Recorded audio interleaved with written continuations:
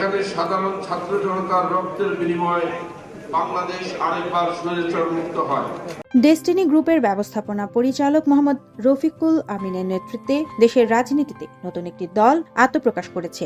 বাংলাদেশ আওয়ামী জনতা party নামে আত্মপ্রকাশ করা এই দলের আহ্বায়ক হিসেবে রয়েছেন রফিকুল আমিন এবং সদস্য সচিব হিসেবে দায়িত্ব পেয়েছেন ফাতিমা তাসনিম।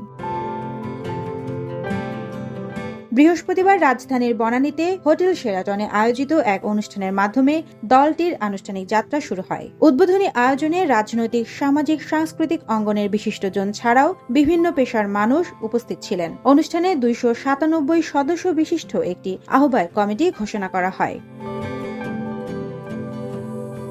দলের ঘোষণাপত্র পাঠকালে রফিকুল আমিন বলেন, স্বাধীনতার 54 বছর পার হলেও দেশের মানুষ এখনও বৈষম্য ও বঞ্চনার শিকার। মানুষের মৌলিক অধিকার প্রতিষ্ঠা ও স্বৈরাচার বিরোধী আন্দোলনে নতুন দলটি অগ্রণী ভূমিকা পালন করবে বলে তিনি জানান।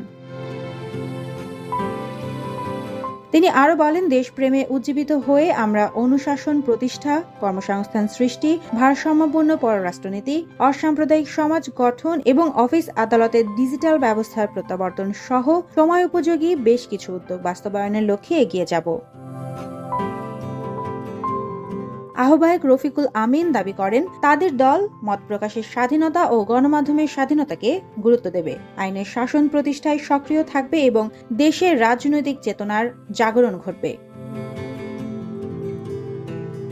দলের পক্ষ থেকে জানানো হয়, এটি একটি গণমুখী রাজনৈতিক ন্যায়ের ভিত্তিতে গঠিত সংগঠন হিসেবে কাজ করবে, যেখানে সাধারণ মানুষের অংশগ্রহণই হবে মূল শক্তি।